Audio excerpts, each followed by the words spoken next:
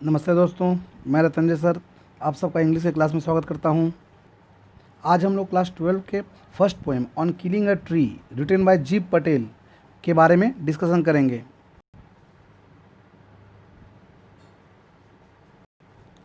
तो चलिए बच्चों, सबसे पहले हम लोग ऑथर के बारे में पोएट के बारे में जान लेते हैं। जी पटेल का जन्म 18 अगस्त 1940 मुंबई में हुआ था।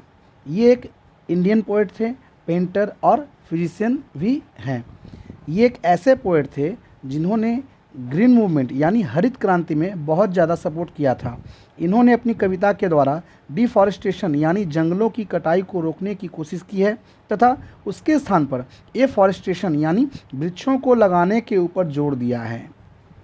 इनकी कुछ प्रमुख रचनाएं हैं, जैसे mirroring, how do you with stand body. इनकी जो कविताएं हैं वो सभी बहुत ही ज़्यादा फेमस हुई हैं। ये जो कविता इन्होंने लिखा है ऑन किलिंग अ ट्री, इस कविता में इन्होंने फ्री वर्ड्स का प्रयोग किया है।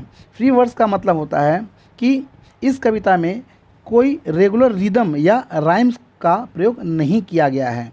रिदम और राइम्स, इसके पहले हम लोग जो कविताएं पढ़े थे क्लास 11 में, उसमें तुमने देखा होगा कि राइमिंग वर्ड्स आते थे, कॉपलेट्स आते थे, लेकिन इसमें ऐसा कुछ नहीं है।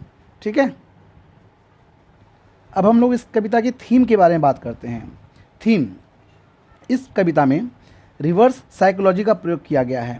आप कभी किसी व्यक्ति को समझाने के लिए दो तरीकों का प्रयोग करते हैं। एक तो उस वस्तु के बारे में एडवांटेजेस बताते हैं या उस वस्तु के बारे में डिसएडवांटेज बताते हैं। डिसएडवांटेज जब हम किसी व्यक्ति को बताते हैं तो उसके द्वारा समझाने के प्रोसेस को हम रिवर्स साइकोलॉजी कहते हैं। ठीक है, जैसे हमने किसी बच्चे को या हमने किसी आदमी को पेड़ के बारे में बताया कि यदि तुम पेड़ को काट दोगे तो इससे भूकंप आएंगे, नदियों में बाढ़ आएंगी, हमें फल फूल इत्यादि दवाइयाँ इत्यादि नहीं मिलेंगे। इससे वो बच्चा क्या होता है, डर जाता है और वो पेड़ को काटने का ख्याल दिल से निकाल देता है और उसके स्थान पर वो नया नया पेड़ लगाना चालू कर देता है। इसी को कहते हैं रिवर्स साइकोलॉजी, यानी बुराई की तरफ से किसी व्यक्ति को समझाना। अब हम लोग इस कविता का लाइन बाय लाइन एक्सप्लेनेशन करेंगे। It takes much time to kill a tree, not a simple jab of the knife will do it. कवि जी पटेल कह रहे हैं कि एक पेड़ को काटने में बहुत अधिक समय लगता है। एक चाकू का ये काम नहीं है कि एक चाकू मारा और वो पेड़ कट गया। It has grown slowly consuming the earth, rising out of it, feeding upon it's crust, absorbing years of sunlight, air, water and out of its leprous hide sprouting leaf। एक बीज जब अपने जड़ और तना को जन्म देता है तो तब से वह उसका जड़ धरती के अंदर रहता है और वह धीरे धीरे धरती से न्यूट्रिशन को एब्जॉर्ब करता है और अपने आप को मजबूत करने की कोशिश करता है। वह जड़ धरती से जल को प्राप्त करता है, सूर्य का प्रकाश प्राप्त करता है, हवा प्राप्त करता है और अपने आप को मजबूत करता है धीरे धीरे। और यदि एक चाकू का वार हम उसे करते हैं तो उस चाकू के वार से उसकी मृत्यु नहीं होती।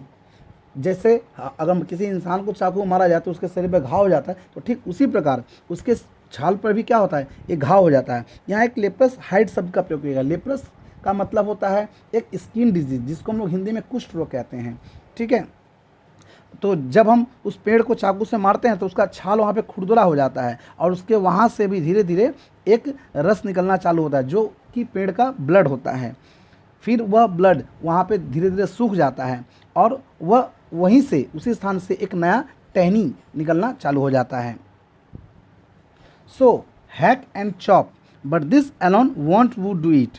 इसलिए कवि कहता है यदि आपको पेड़ को मारना है तो उसको काटिए, उसे टुकड़े टुकड़े कीजिए, लेकिन ऐसा हम अकेले नहीं कर सकते। Not so much pain will do it, ना ही पेड़ को दर्द मार सकता है। The bleeding bark will heal and from close to the ground will rise curl green twigs. जिस जगह को काटा गया है उस जगह को तुम कुछ दिन के बाद देखोगे कि वहाँ से हरी हरी छोटी छोटी बहुत सारी टहनियाँ निकलना चालू हो जाती हैं। मिनिएचर वॉच, मिनी का मतलब छोटा होता है, मिनिएचर मतलब उस छोटे से भी छोटा टहनी निकलना चालू हो जाता है। Which if unchecked will expand again to former size, जिसको अगर देखभाल न किया जाए तो वो फिर से एक बार विकराल रूप धारण कर लेता है।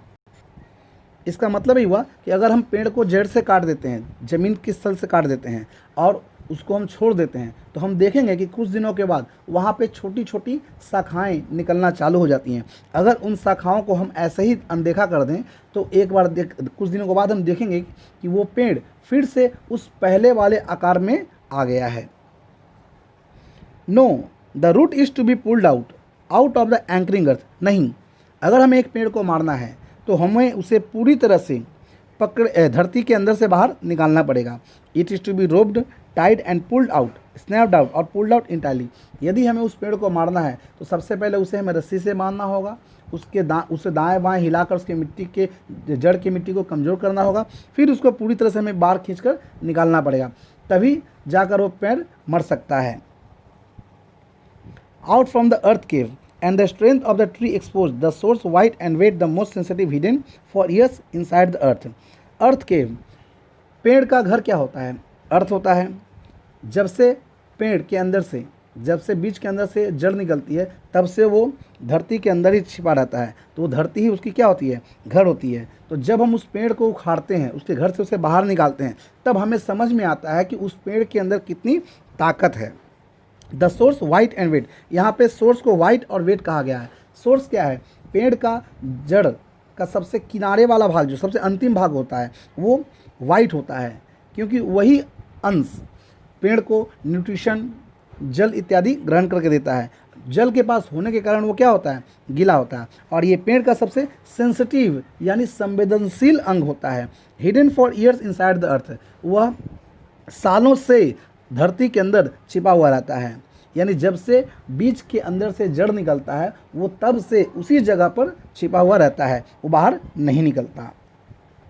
Then the matter of scorching and choking in sun and air, browning, hardening, twisting, withering and then it is done. Scorching का मतलब होता है झुलसाने वाली, चोकिंग का मतलब होता है दम घुटने वाली, ट्विस्टिंग का मतलब होता है दरार आना या मुड़ना, विदरिंग का मतलब होता है मुरझा जाना।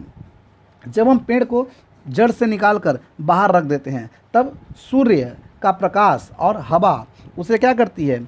उसका दम घोट देती है, उसको झुलसा देती है, और धीरे धीरे उस हरी जड़ का रंग, हरे जड़ का रंग ब्राउन होने लगता है और उसकी जड़ें कड़ी होने लगती हैं। ठीक है।